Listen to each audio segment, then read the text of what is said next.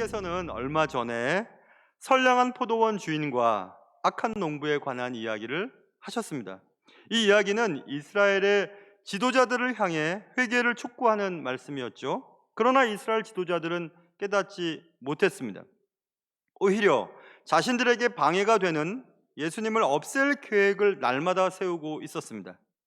오늘 본문 13절부터 마지막 절 44절까지는 다양한 부분에 있어서의 논쟁이 기록되어 있습니다. 오늘 본문은 세금 논쟁 혹은 납세 논쟁이라고 하는 제목을 달아서 이해할 수 있는 논쟁이고, 그리고 18절부터는 부활 논쟁, 그 뒷부분은 계명 논쟁, 다윗의 자손에 관한 논쟁, 외식된 신앙과 헌금 논쟁에 이르기까지 각종 논쟁에 대한 이야기가 기록되어 있습니다.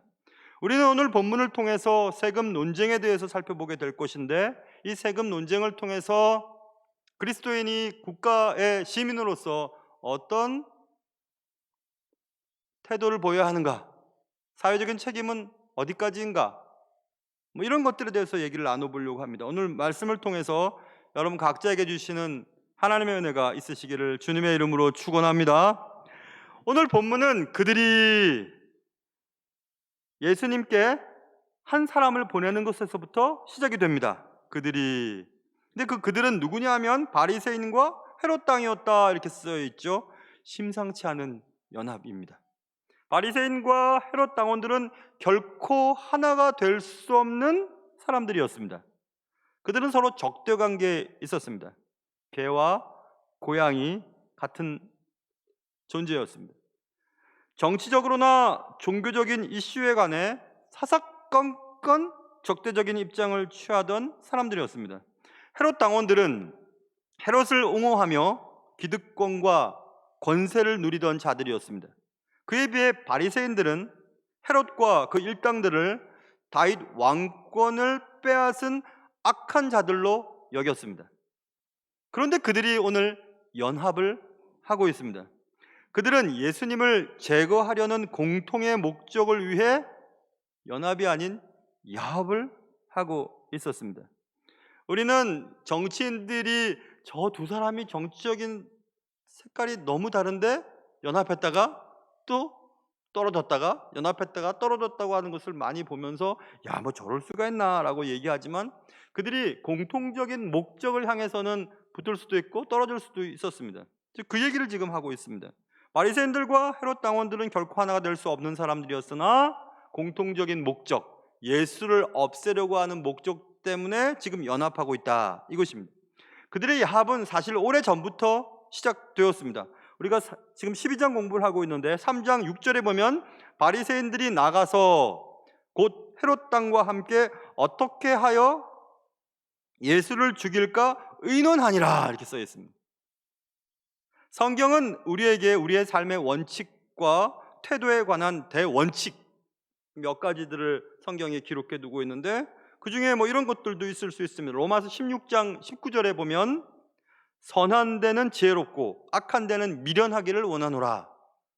선한 일을 할 때는 열심히 어떻게 하면 더 빨리 잘할 수 있을까 지혜로워야 하고, 악한 것을 할 때는 그거 어떻게 해야 되지? 이렇게 하면 맞나? 하면서 그냥 주저주저 하면서 악한 일을 하는 데는 미련하라 이렇게 말씀하고 있습니다. 그런데 오늘 성경의 가르침과는 전혀 정반대의 삶을 살아가고 있는 바리새인과 또 헤롯 당의 모습을 우리는 보게 됩니다. 그들의 연합은 선을 행하기 위한 연합이었는가, 아니면 더 큰 악을 수행하기 위한 야합이었던가, 그것입니다.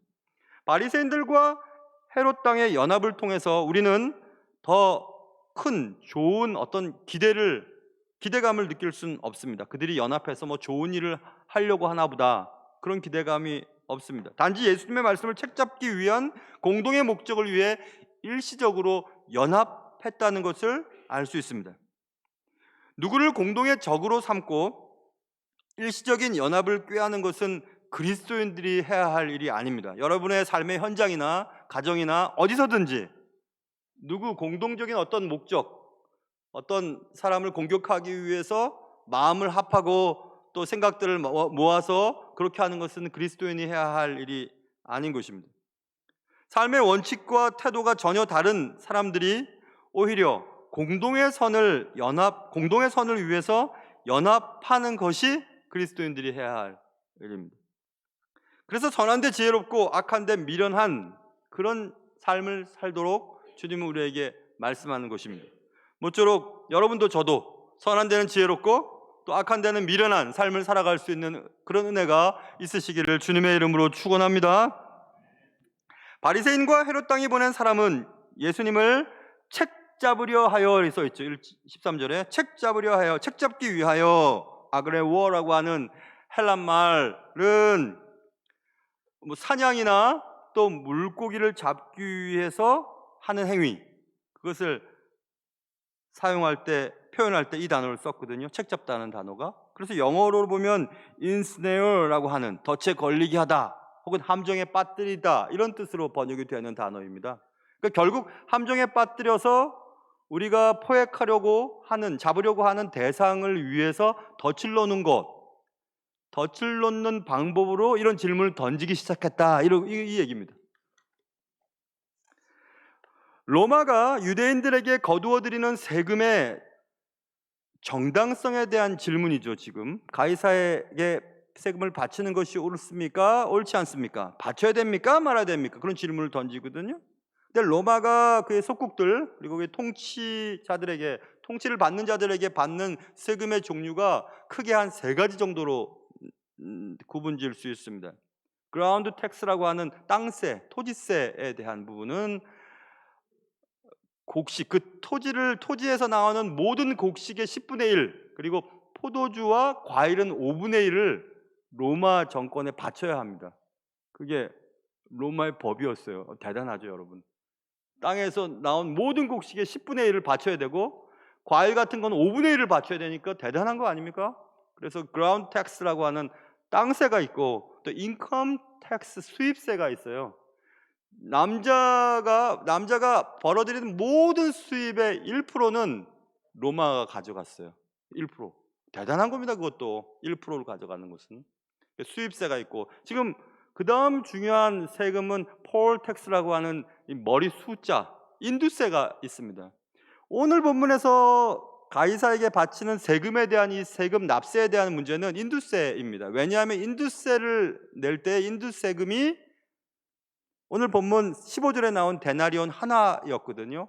데나리온 하나는 일반 남자들의 일당입니다. 하루 일당. 그러니까 큰 돈은 아닙니다. 큰 돈은 아니나 그렇기 때문에 내야 돼 말아야 돼라고 하는 문제들이 많았는데, 그 문제를 지금 이제 바리새인과 헤롯 당원들이 보낸 사람들이 예수를 넘어뜨리기 위해 질문을 던진 겁니다. 네라고 하면은 또 이쪽에서, 내지 말라고 하면 저쪽에서 예수를 넘어뜨리기 위한 방식으로 사용되었습니다. 이 인두세에 대한 문제들도 참 생각해 보아야 될 것이 있는데, 남자는 14세부터 65세까지 모든 남성은 인두세를 내야 했습니다. 여자들은 12세부터 65세까지. 제가 생각한 게 맞는 것 같아요. 여자들이 더 힘이 센 것 같아요. 그래서 12살부터 65세까지, 남자는 14세부터 65세까지 모든 남녀는 다 인두세를 내어야 했습니다. 바리새인들은 로마가 유대인들에게 부과한 인두세 문제에 관하여 매우 분개하고 있었습니다. 물론 헤롯 당원들은 세금 징수에 관해 찬성하는 입장을 취하고 있었습니다. 그러므로 예수님을 책잡기 위한 이 질문을 통해 예수님이 이러지도 못하고 저러지도 못하게 만들어서 예수님을 없애려고 한 계략이었습니다. 그들은 이런 방법들을 많이 사용했습니다. 8장 11절에 보면 예수님이 하는 그런 일들을 보면서 무슨 권위로 그렇게 하냐고 시험하면서 얘기하는 장면이 나오고, 10장에 보면 여러분도 잘 알고 우리가 이미 배웠던 얘기, 아내를 버리는 것이 옳습니까? 옳지 않습니까? 하면서 아내를 버리는 것이 옳아요? 안 버리는 것이 옳아요? 모세는 이혼증서를 써서 내보낸 것이 옳다고 하는데 당신 생각은 어떻습니까? 라고 옳습니까? 옳지 않습니까? 또 물어보고, 11장, 우리가 지난번에 본 11장에 보면 세례 요한의 그 권위가 어디서부터 온 것입니까? 하늘로부터 온 것입니까? 사람에게서 온 것입니까? 이렇게 질문을 던짐으로, 하늘로부터 왔다고 하면 왜 세례 요한을 믿지 않았습니까? 땅에서부터 왔다고 하면 또 문제를 일으키고 하는 이런 질문들을 계속 수없이 던짐으로 예수를 넘어뜨리고 했습니다. 지금 역시 또 가이사에게 세금을 바치는 것이 옳습니까? 옳지 않습니까? 이렇게 질문을 던지면서 지금 예수님을 넘어뜨리려고 하고 있었습니다. 만일 예수님께서 옳다라고 하면 애국자들에 의해 배척과 백성들의 폭동이 일어나게 될 것이고, 만일 예수님께서 가이사에게 세금 바치는 거 옳지 않다라고 말하면 로마 군인들에 의해 체포당하게 될 것이 틀림없기 때문이었습니다. 바리새인들과 헤롯 당원들은 꽤 오랫동안 예수님을 넘어뜨리기 위해 각종 질문을 던졌습니다. 그렇지만 지금까지 예수님께서는 그 어떤 허점도 약점도 보이지 않았습니다. 그러나 이 질문을 던짐으로 꼼짝없이 예수를 제거할 수 있으리라고 이 질문을 던졌던 것입니다. 가이사에게 세금을 바치는 것이 옳습니까? 옳지 않습니까? 이처럼 세금 논쟁 사건, 납세 논쟁 사건은 그들에게 확실한 승부수였습니다. 우리는 언제나 이게 옳은지 그른지에 관심이 매우 많습니다. 그래서 이게 옳은가, 저게 옳은가, 내가 옳은가, 네가 옳은가. 그래서 옳고 그름을 따져서 그 결과에 따라 상대방을 차별하고 배척하고 앙망화시켜서 넘어뜨리려고 하는 일들을 자주 하곤 합니다. 아까 말씀드린 것처럼 아내를 버리는 것이 옳습니까? 옳지 않습니까? 가이사에게 세금을 바치는 것이 옳습니까? 옳지 않습니까? 제가 언젠가 말씀드린 것처럼 제가 자주 말씀드리죠. 우리가 보통 정의로움에 대해서 고민을 많이 하죠. 정의롭게 산다는 것이 뭘까? 정의는 뭘까? 정의는 과연 뭘까? 그래서 우리는 옳고 그름을 따지는데 그게 그리스도인이 선택할 것이 아니라고 말씀드렸어요. 옳고 그름을 따지기 전에 그리스도인들은 과연 내가 선택하고 내가 행동하고 내가 결정하는 이 일이 선한 일인가? 사람을 살리는 일인가? 그리스도인 공동체를 세우는 일인가? 내가 내린 이 결정 때문에 누군가를 다시 일어나게 만드는 일인가? 아니면 주저앉게 만드는 일인가? 그게 중심이 되어야 되고 그게 초점이 되어야 된다고 말씀드렸습니다. 그러나 우리는 늘 옳은지 그른지 판단합니다.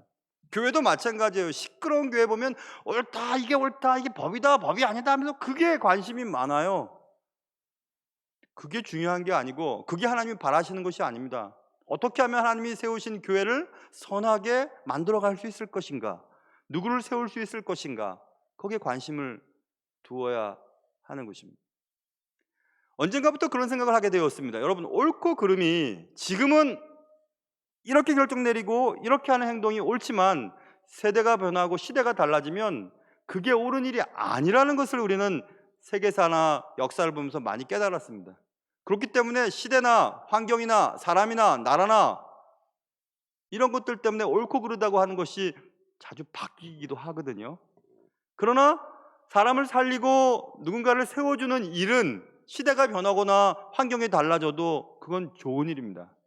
사람을 살리는 일이었기 때문에. 지금 이 바리새인과 헤롯 당원들이 보낸 이 사람들의 질문은 무엇이 옳습니까? 세금을 내는 것이 옳습니까? 내지 않는 것이 옳습니까? 라는 것에 관심이 있었지만 주님은 그런데 관심도 없으셨어요. 그들은 예수님께 덫을 놓고 예수님이 넘어지는 것을 위해서 그들이 한 행동을 보세요. 14절 보면 그들이 와서 예수님께 이렇게 얘기합니다. 선생님이요, 우리는 잘 알고 있습니다. 당신은 참되십니다. 당신 참되십니다. 아무도 꺼리는 일이 없으십니다. 이는 사람을 외모로 보지 않고 오직 진리로서 하나님의 도를 가르치심이니이다. 가이사에게 세금을 바치는 것이 옳으니까 옳지 아니하나이까? 예수님께 질문을 던져서 예수를 넘어뜨리기 위해서 그들은 아첨하고 있죠. 당신은 너무 진실한 분입니다. 당신은 사람 눈치 보지 않고 정직하게 말하는 분 아닙니까? 그러니까 대답하십시오. 이렇게 얘기하면서 예수님이 무엇인가 말하기를 바라면서 지금 아첨하면서 질문을 던지고 있었습니다. 그러나 이런 행동은 주님이 원하시는 것이 아닙니다. 우리도 그럴 때 있지 않습니까? 밥이나 먹읍시다 하고 이제 밥 먹자고 해놓고 밥 먹을 때 이제 당신 이런 거 줬으면 좋겠습니다. 이렇게 얘기하는 겁니다. 그리고 내가 당신을 너무 내가 사랑해서 내가 당신을 위해서 하는 말인데 나는 괜찮은데 다른 사람들이 당신에 대해서 이렇게 얘기하고 있으니까 이렇게 고쳤으면 좋겠어 하면서 다른 사람들의 의견인 것처럼 하면서 자신이 그 사람에게 얘기하는 경우들도 참 많습니다. 근데 그리스도인이 그러면 안 돼요. 그리스도인들은. 지금 이 바리새인과 헤롯 당원들 가운데 사람을 보내서 예수님께 질문 던진 것은 그런 것입니다. 당신은 참되십니다. 당신은 사람들을 꺼리지 않으면서 정직하게 말하시는 분이십니다. 그러니까 가이사에게 세금을 바치는 게 옳습니까? 옳지 않습니까? 대답하십시오. 이렇게 얘기를 하였습니다. 여러분 꼭 기억하십시오. 저도 기억하겠습니다. 옳고 그른 것이 중요하지요. 그러나 더 중요한 것은 선한 일인가 선하지 않은 일인가, 그것이 진정 주님이 우리에게 바라는 것입니다. 주님은 언제나 우리가 선한 일에 관심을 두고 선한 사람으로 살아가기를 원하십니다. 모쪼록 여러분과 제가 결정을 내리고 어떤 행동들을 하고 누군가를 도와주는 모든 과정 속에서 그를 살리는 일인가, 그리고 교회를 하나 되게 하는 일인가, 그리고 주님이 기뻐하시는 일인가, 하나님의 영광을 드러내는 일인가, 그것을 생각하면서 항상 결정하는 여러분과 제가 되기를 주님의 이름으로 축원합니다. 예수님께서는 오늘 본문 보시면 15절, 우리가 바치리까 말릴까 라고 말하자 예수께서 그 외식함을 하시고, 외식하다는 뜻은 가면 쓰다는 뜻입니다. 가면 속의 표정과 가면 바깥의 표정이 다르죠. 꼭 그것처럼 지금 그들의 외식함을 알고 계셨다. 어찌하여 나를 시험하느냐, 이렇게 주님은 말씀하셨습니다. 예수님께서는 바리새인과 헤롯 당의 계략을 아셨습니다. 그들의 선하지 않은 의도를 간파하고 계셨습니다. 주님은 우리가 숨겨놓은 의도를 정확하게 간파하십니다. 우리는 주님 앞에서 아무것도 숨길 수가 없습니다. 그들의 진정한 관심은 납세에 관한 옳고 그름이 아니었습니다. 옳고 그름을 듣고 싶었던 것이 아니고 오직 그들의 관심은 예수님을 어떻게 하면 넘어뜨릴 수 있을 것인가에 관심이 있었습니다. 그러자 예수님은 그 뜻을 아시고 데나리온 하나를 가져다가 내게 보이라, 그래서 인두세라고 말하는 것입니다. 그래서 데나리온 하나를 가져오라고 말했습니다. 인두세를 내는데 사용되었던 데나리온 하나를 가져오라고 말씀하셨고, 그리고 가져왔건을 16절 예수께서 말씀하십니다. 데나리온을 보이면서 이 형상과 이 데나리온에 새겨진 형상과 이 글이 누구의 것이냐라고 되물으셨습니다. 누가복음 지지난달 누가복음 새벽 예배 때마다 누가복음 본문이었었죠. 그래서 요 본문이 누가복음에 나와서 제가 새벽에 그리스인지 로마인지 어딘지 잘 모르겠어요. 어디 갔을 때 동전 하나를 구입했었는데요. 진짜라고 팔지만 진짜라고 제가 믿습니까? 가짜지만 그래도 그 당시 때 데나리온 하나를 구입했어요. 그래서 제가 새벽 예배 때 보여드렸는데 교육자들에게 보여주었습니다. 거기 이렇게 라틴 말로 영어로 번역하면 이렇게 써 있습니다. 거기에 티베리우스 케사르 아우구투스, 영어로 번역하면, 그리고 Son of Divine Augustus 이렇게 돼 있습니다.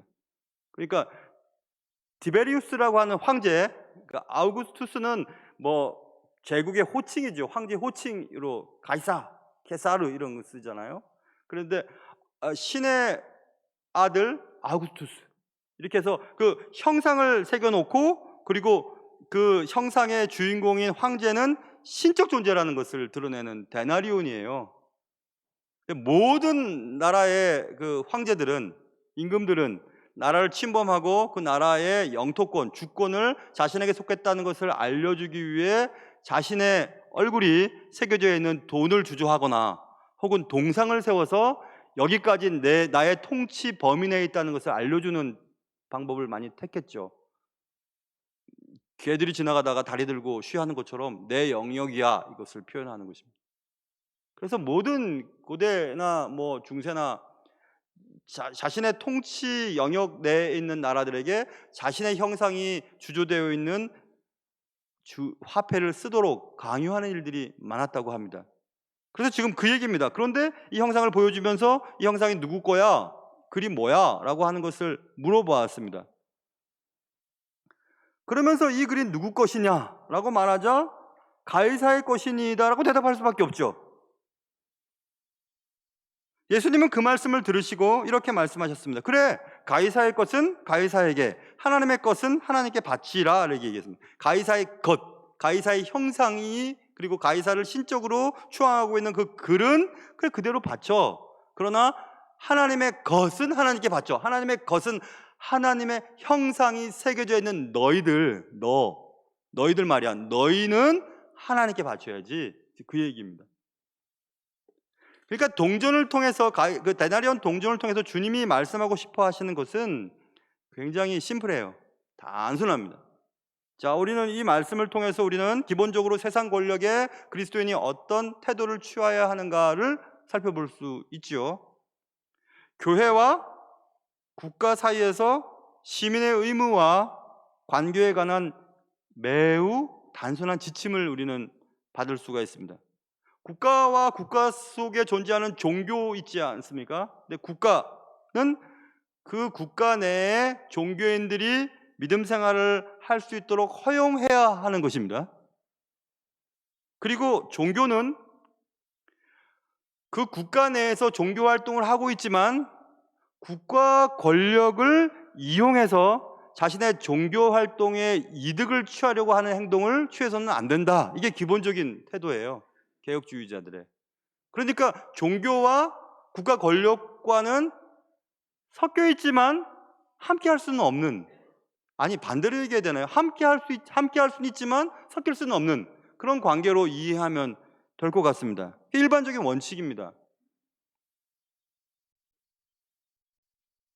보세요, 여러분. 우리가 대한민국이라고 하는 이 나라에 살고 있습니다. 그리고 대한민국에서 우리는 예배당을 건축하고 또 예배당에 예배를 드리기 위해서 우리는 주일날 옵니다. 올 때마다 신문을 받거나 또 고문을 당하지는 않습니다. 보고할 필요도 없어요. 왜냐하면 대한민국은 종교의 자유가 보장되어 있는 나라이기 때문에 그렇습니다. 그러니까 세상의 권력, 대한민국이라고 하는 권력이 우리에게 제공해 주는 것들이 분명히 있습니다. 그것은 종교의 자유죠. 그러므로 우리는 세상의 권력 내에 종교 활동을 하고 있고 그리스도인으로 살고 있기 때문에 세상 권력이 주는 우산 속에 존재하고 있지 않습니까? 그러므로 우리는 그것을 일단 인정해야 하는 것입니다. 그래서 나라의 권력자들을 위해 우리가 기도하고 성경에 있는 것처럼 우리가 편안한 생활을 하기 위해 국가 권력자들을 위해서 기도해야 하는 것입니다. 그들이 좋아서 내 뜻과 맞아서 그런 것이 아니에요. 이번에 투표해서 내가 투표한 사람이 됐고 안 됐고 그게 중요한 것이 아니고 국가 권력 속에서 그리스도인으로서의 의무와 자유로운 신앙생활을, 종교를 보장할 수 있는 나라에 살고 있기 때문에 우리는 국가의 혜택을 입는 것이 사실이거든요. 그러니까 국가의 시민권자로서의 시민의 의무는 감당하라는 겁니다. 가이사의 것은 가이사에게, 그러나 하나님의 것은 하나님께. 그러니까 하나님의 것과 또 가이사의 것이라고 하는 것은 통치 개념은 제가 몇 년 전에 여기와 거기라고 하는 제목을 가지고 하나님의 나라에 대한 얘기를 했던 적이 있었습니다. 하나님의 나라는 우리가 죽어서 가는 어떤 장소 이전의 공간의 개념을 말하는 것이 아니에요. 일차적인 개념은 공간의 이동을 말하는 것이 아닙니다. 지난주에도 그리고 또 예전에도 또 우리 가족들 가운데 이미 돌아가신 분들이 많이 계시는데 그분들이 공간을 이전해서 어디 가 계시고 우리는 그 공간을 찾기만 하면 그분을 만날 수 있는 것입니까? 아닙니다. 물론 예수 그리스도의 재림 사건 이후에 온 세상이 새롭게 재편되고 새로운 질서가 확보되는 순간 공간의 개념이 분명히 존재하게 될 것입니다. 그리고 그곳에서 하나님의 완전한 통치 아래 우리는 새로운 세상에서 살게 될 것입니다. 그러나 그 전까지의 하나님의 나라라고 하는 것은 공간의 개념보다는 통치 개념이라고 제가 말씀드렸어요. 하나님의 통치가 우리의 삶의 어떤 영역까지 확장되어 가는가, 거기에 따라서 우리는 하나님의 통치를 받고 사는 사람이다. 그리고 나는 하나님의 나라의 시민권자다. 이렇게 말할 수 있는 것입니다. 굉장히 중요한 개념이거든요. 그러니까 하나님의 형상이 새겨진 나는 하나님께 속해 있기 때문에 이 땅에 살고 있지만 우리의 시민권은 하늘에 있기 때문에 하나님의 것인 나는 하나님을 위해 살아야 한다. 그것을 지금 말하고 있는 것입니다. 빌립보서 3장 20절에도 우리의 시민권은 하늘에 있는지라 이렇게 말하고 있거든요. 헐리우드 영화 같은 데를 보면 요즘엔 좀 약하긴 하지만 요즘에는 한국 그 여권도 굉장히 가치가 높아졌다고 합니다. 한국 시민이라고 하는 것도. 예전에는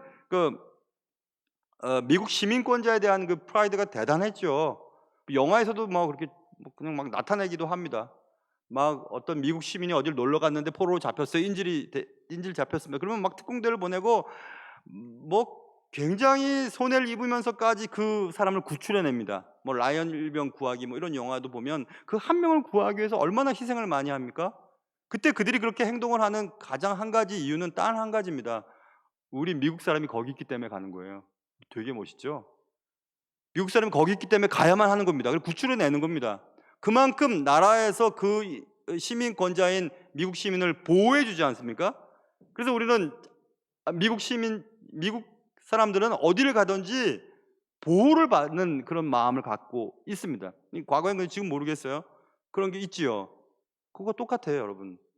우리가 한국에 살든지 아프리카에 살든지 미국에 살든지 어디에 살든지 우리의 시민권이 하늘에 있다고 믿는 사람은 하나님이 뭘 하든지 지켜주실 것을 믿어야 되는 겁니다. 그게 하나님의 나라의 통치거든요.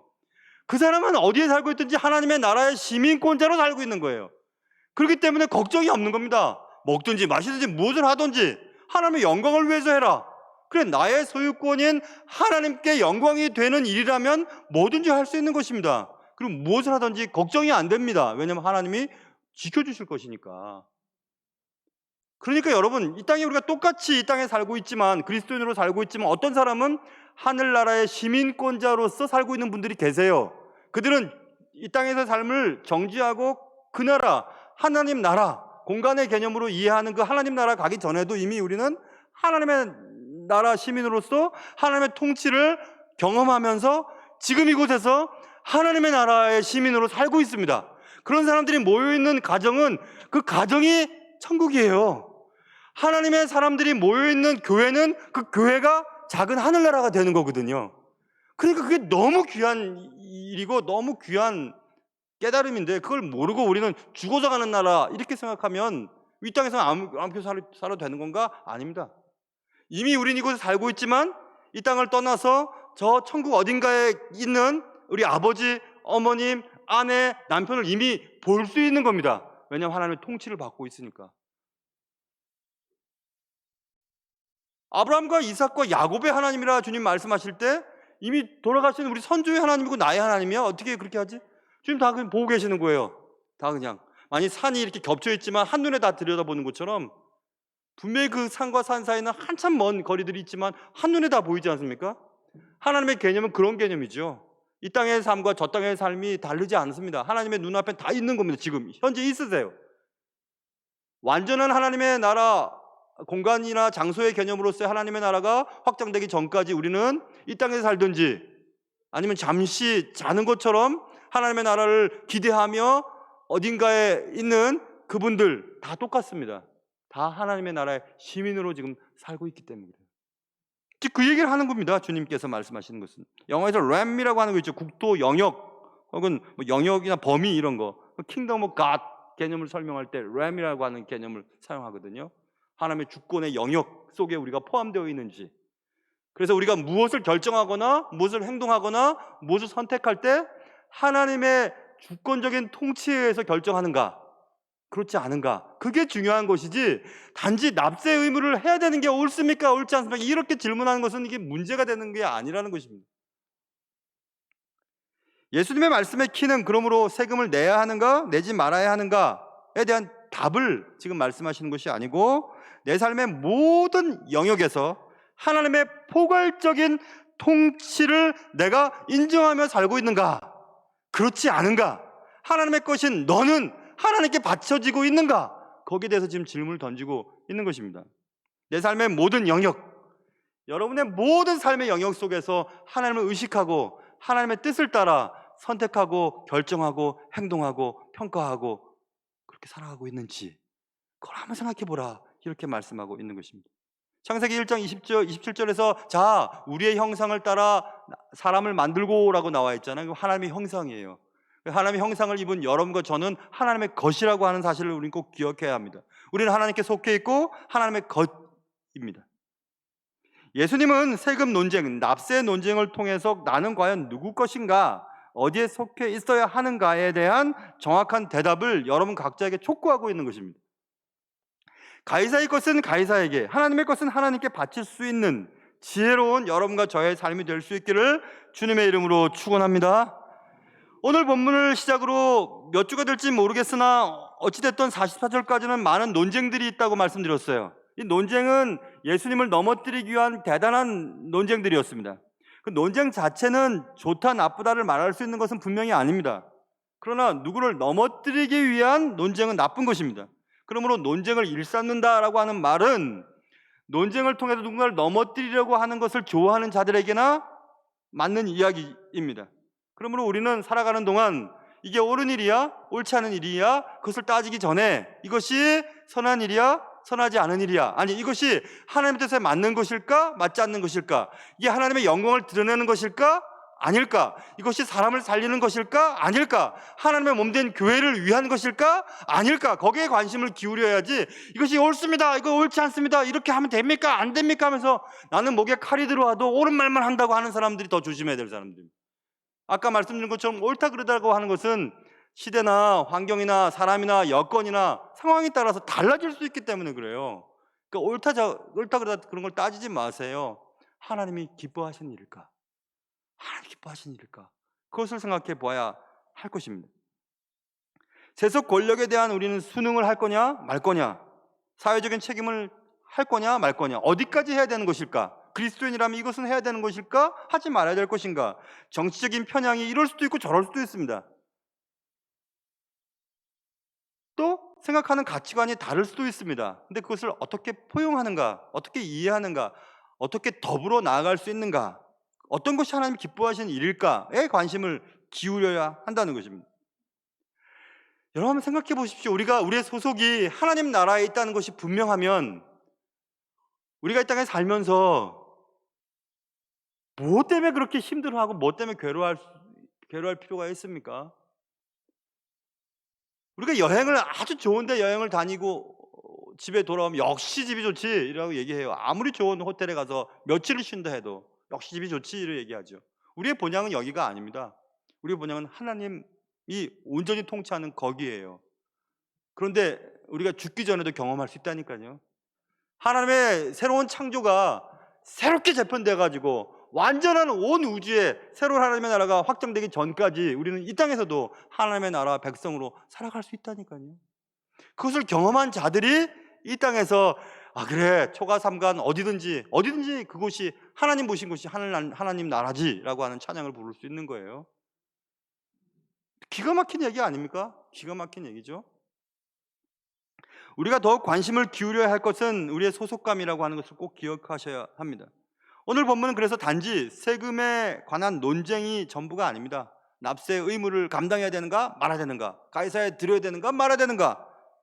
오늘 본문은 오히려 나는 과연 누구 것이냐에 관한 질문에 답을 하기를 주님은 바라고 계십니다. 내 삶의 모든 영역에 있어서 하나님께 전적으로 나는 헌신하는 사람인가? 내가 내리는 모든 결정과 내가 하는 모든 일들 속에서 하나님이 과연 나를 통치하시고 하나님의 통치에 응답으로 나는 그것들을 결정하고 행동하고 있는가? 거기에 관심을 기울여야 한다는 것입니다. 그러므로 이 가이사의 것은 가이사에게, 하나님의 것은 하나님께 라고 하는 이 질문은 우리 각자가 살아가는 동안 꼭 해야 될 질문인 것입니다. 모쪼록 여러분에게 하나님 주시는 귀한 은혜가 있으시기를 주님의 이름으로 축원합니다. 기도하겠습니다.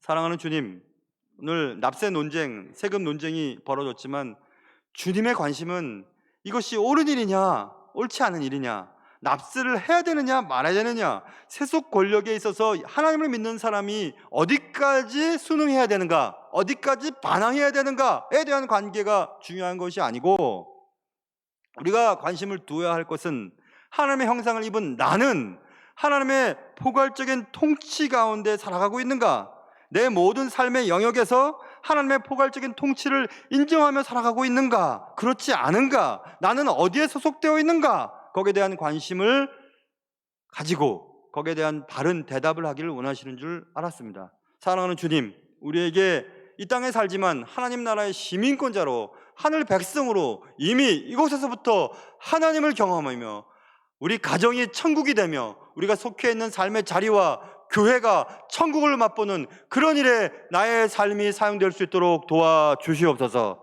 귀하신 예수님의 이름으로 기도합니다.